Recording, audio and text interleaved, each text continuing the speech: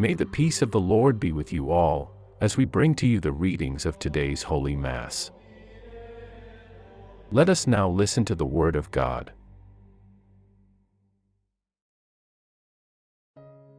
May 21st, 2026, Thursday of the 7th week of Easter. Today is Thursday, May 21st, 2026, Thursday of the 7th week of Easter. The Church reflects on unity, perseverance, and the mission entrusted to believers. In the Acts of the Apostles, Paul stands firm amid division and opposition, trusting in God's plan. Psalm 16 expresses confidence in God as refuge and guide.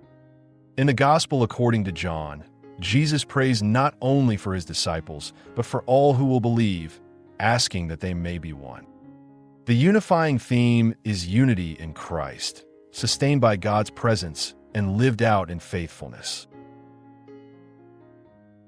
As we place ourselves in the presence of God and open our hearts to His living Word, in the name of the Father, and of the Son, and of the Holy Spirit. Amen. Lord our God, you call us to live in unity and love as your people. Strengthen our hearts so we may remain faithful even in times of difficulty. Help us to trust in your guidance and to reflect your truth in all that we do. May we grow in unity with one another and with you each day. Through Christ our Lord. Amen. Contextual insight to the first reading. Acts 22-23 presents Paul before the Sanhedrin, where tensions between Pharisees and Sadducees create division. Paul wisely appeals to the hope of the resurrection, shifting the conflict and revealing deeper theological differences. Amid this turmoil, the Lord reassures Paul of his mission to continue witnessing. This moment highlights courage and trust in God's providence despite opposition. A reading from the Acts of the Apostles. But on the next day, intending to know more diligently why he was accused by the Jews, he released him and ordered the priests to convene, along with the entire council. And producing Paul, he set him among them. Now Paul, knowing that one part were Sadducees and the other Pharisees, cried out in the council, "Men, brothers, I am a Pharisee, the son of Pharisees. It is concerning the hope and resurrection of the dead that I am being judged." And when he had said this, a dissension occurred between the Pharisees and the Sadducees. And the multitude was divided. For the Sadducees say that there is no resurrection, nor angels, nor spirit, but the Pharisees confess both. Then there occurred a great clamor. And some of the Pharisees, rising up, fought, saying, "We find nothing evil in this man. What if a spirit has spoken to him, or an angel?" And since a great dissension had occurred, the tribune, fearing that Paul might be torn apart by them, ordered the soldiers to go down and to take him from their midst and to bring him into the fortress. And on the following night, standing near him, the Lord said, "Be constant. For just as you have testified about me in Jerusalem, so also must you testify at Rome." The word of the Lord. Contextual insight to the responsorial psalm. Psalm 16 is a prayer of trust, expressing confidence in God as refuge and source of life. It reflects a personal relationship with God marked by security and hope. The psalm points toward the joy of being guided by God's presence. It affirms that true life is found in Him. Responsorial Psalm. The response is, "Keep me safe, O God, you are my hope. Keep me, O God, for in you I take refuge. I say to the Lord, my Lord are you. O Lord, my allotted portion and my cup, you it is who hold fast my lot. Keep me safe, O God, you are my hope. I bless the Lord who counsels me, even in the night my heart exhorts me. I set the Lord ever before me, with him at my right hand I shall not be disturbed. Keep me safe, O God, you are my hope. Therefore my heart is glad and my soul rejoices, my body too abides in confidence. Because you will not abandon my soul to the netherworld, nor will you suffer your faithful one to undergo corruption. Keep me safe, O God, you are my hope. You will show me the path to life, fullness of joys in your presence, the delights at your right hand forever. Keep me safe, O God, you are my hope. Contextual insight to the Gospel. This Gospel is the heart of the liturgy.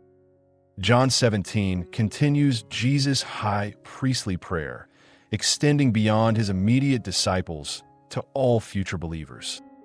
He prays for unity grounded in the relationship between the Father and the Son. This unity is not merely external, but rooted in shared love and truth. It reveals that communion with God shapes communion with one another. Alleluia, alleluia. May they all be one as you, Father, are in me and I in you, that the world may believe that you sent me, says the Lord. Alleluia, alleluia. A reading from the Holy Gospel according to St. John. And I pray not only for them, but also for those who will believe in me through their word, so that they all may be one, just as you, Father, are in me and I in you, so may they also be one in us, so that the world may believe that you have sent me. And I have given them the glory that you have given to me, so that they may be one, just as we also are one. I in them and you in me, so that they may be perfected as one. And so may the world know that you sent me, and that you loved them, just as you also have loved me. Father, I will that where I am, they also whom you have given to me may be with me, so that they may see my glory, which you have given to me. For you loved me before the foundation of the world. Just Father, the world has not known you. But I have known you, and these have known that you sent me. And I have made your name known to them, and I will make it known, so that the love with which you have loved me may be in them, and I in them. The Gospel of the Lord. Reflection of today's liturgy. Jesus is praying, and what he asks for is strikingly simple, yet incredibly demanding, that we may be one. Not just peaceful, not just cooperative, but truly united in the same way that he is one with the Father. When we hear that, we immediately feel the gap between that ideal and our daily experience. Because the reality is, unity is not easy. We carry differences, opinions, wounds, and pride. Even in small situations, family conversations, community disagreements, daily interactions, we feel how quickly misunderstanding can arise. There's a real tension between our desire for unity and our tendency to hold on to ourselves. This is where the gospel becomes very personal. Jesus is not speaking about a distant or abstract unity.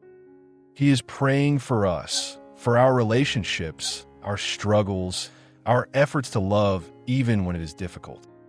And he shows us that true unity does not come from forcing agreement, but from sharing in the same love that comes from God. The first reading gives us a different angle. Paul stands in the middle of division, surrounded by conflict he cannot fully control. Yet he does not lose his direction. He stays rooted in his mission. And in the middle of that chaos, the Lord comes to him with a simple assurance: remain constant. That quiet encouragement matters. It reminds us that even when unity around us is imperfect, faithfulness is still possible. So the question becomes, how do we live this unity Jesus prays for. Not in theory, but in real life. It often begins in small, hidden choices. Choosing to listen instead of reacting. Choosing patience instead of frustration. Choosing to understand before judging. These moments may seem ordinary, but they are where unity actually grows. And it also requires humility, the willingness to admit that we do not see everything clearly, that others carry perspectives and experiences different from our own. Unity is not about losing truth, but about living it with love. Jesus also reveals why this matters so much, so that the world may believe. Our unity becomes a witness. When people see genuine love, patience, and reconciliation, they begin to recognize something greater than human effort. They begin to see God at work. And in the end, we are reminded of something essential. Unity is not something we manufacture by effort alone. It is something we receive. It grows when we remain connected to Christ, when His love shapes how we think, speak, and act. Because the deeper truth is this: we become one not by trying harder on our own, but by remaining in the love that already unites the Father and the Son. And when that love takes root in us, unity slowly becomes not just a goal, but a lived reality.